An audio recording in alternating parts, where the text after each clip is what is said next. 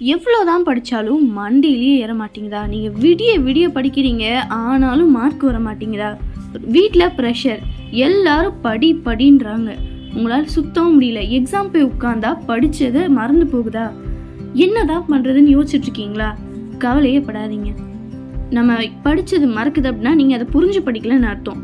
ஒவ்வொன்றா படிக்கும்போதும் உங்களுக்கு நீங்களே இது என்னன்னு நினச்சி படிங்க. உங்கள் தப்பான கொஷின் பேப்பரை வாங்கி என்ன தப்புன்னு கரெக்ட் பண்ணுங்கள்.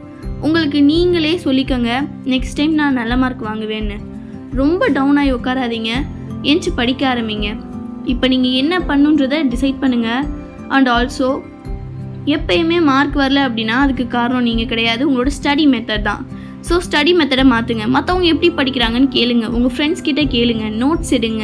நீங்கள் பண்ண தப்புகள்லாம் பண்ணக்கூடாதுன்னு எழுதி வைங்க. ஒரு நோட்டில் எழுதி ஒவ்வொன்றா தப்பு பண்ணாமல் பாருங்கள்.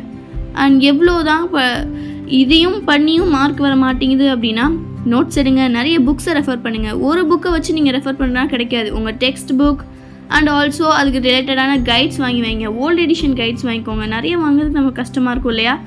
ஸோ எல்லாத்தையும் எழுதி பாருங்கள். ஸ்பெல்லிங் மிஸ்டேக்னாலையும் ஒரு சில டைம் மார்க் போகலாம். மேக்ஸ்லாம் பார்த்தீங்கன்னா டோட்டலாக வேறு மாதிரி இருக்கும். அப்சர்வேஷன் தான் ரொம்பவே முக்கியம். கிளாஸ் எடுக்கும்போது அதை கவனிங்க. அதில் 2-3 பாயிண்ட் உங்களுக்கு புரிஞ்சாலே போதும். அதே மாதிரி பெட்டில் உட்காந்து படிக்காதீங்க, நேராக ஏதாவது ஒரு ஃப்ரீயான பீஸ்ஃபுல்லான இடத்துல போய் உட்காந்து படிங்க. அப்போ தான் உங்களுக்கு பிடிச்ச மாதிரி இருக்கும், ஈஸியாகவும் மண்டையில் ஏறும். ஒரே இடத்துல உட்காந்து படிக்காமல் வேறு இடத்துலையும் உட்காந்து படிங்க.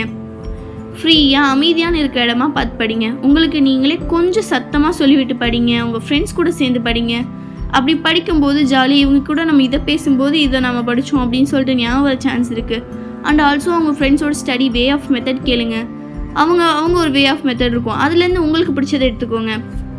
நான் பார்த்தீங்க அப்படின்னா நிறைய புக்ஸை வச்சு படிப்பேன். அண்ட் ஆல்சோ நான் பக்கத்தில் எப்போயுமே ஹாட் வாட்டர் வச்சுக்குவேன், தூங்காமல் இருக்கணும் அப்படின்னு சொல்லிட்டு. டே அண்ட் நைட் நீங்கள் படித்தாலும் என்ன மண்டையில் ஏறுதுன்னு பாருங்கள். நமக்கு என்ன புரியுதோ அதுதான் ஏறும். ஸோ உங்களுக்கு பிடிச்சது நீங்கள் எழுத வேண்டியது. இன்றைக்கி நீங்கள் இந்த டாஸ்க் முடிக்கணும் அப்படின்னா அதை எடுத்து வைங்க. டெய்லியும் டிக் பண்ணிட்டே வாங்க. அண்ட் உங்களுக்கு தெரிஞ்ச மாதிரி இடத்துல பேஸ் பண்ணுங்க. நான் இவ்வளோ மார்க் இந்த எக்ஸாமில் எடுக்கணும், இவ்வளோ மார்க் நான் இந்த எக்ஸாமில் எடுக்கணும்னு எல்லாத்தையும் நீங்கள் முடிக்கணும்னு பிளான் பண்ணுங்கள். ஒரே நாளில் யாராலையும் கரெக்டாக பண்ண முடியாது. ஸோ ஒவ்வொன்றா தான் பண்ணணும். ரொம்ப கஷ்டப்படாதீங்க. ஒரு நாள் முடியலன்னா பரவாயில்ல, தினம் பண்ணுங்கள். நான்லாம் இதெல்லாம் கன்சிஸ்டண்டாக கூடவே முடியலை. அண்ட் ஆல்சோ நான் ட்ரை பண்ணிட்டு தான் இருக்கேன். உங்களோட எய்ம் டாக்டராக இருக்கலாம், இன்ஜினியராக இருக்கலாம், எது வேணா இருக்கலாம். படிங்க. உங்களால் முடிஞ்ச அளவு படிங்க. உங்களால் முடியும்னு நினச்சி படிங்க. செல்ஃப் கான்ஃபிடென்ஸ் ரொம்பவும் முக்கியம். உங்களுக்கு பிடிச்ச மாதிரி படிங்க. எனக்கு இந்த மாதிரி வே ஆஃப் மெத்தட் பிடிக்கும் அப்படின்னு சொல்லுவாங்க. நான் எப்போயுமே நைட்டில் தான் படிப்பேன். எனக்கு காலைல படித்த மாடலே ஏறாது. சம்டைம்ஸ் ஸ்கூலில் படிப்பேன். அண்ட் பாருங்கள், நெக்ஸ்ட் வரப்போகிற எக்ஸாம்ஸில் எல்லாத்துலேயும் உங்களுக்கு நல்ல மார்க்ஸ் கிடைக்கும்.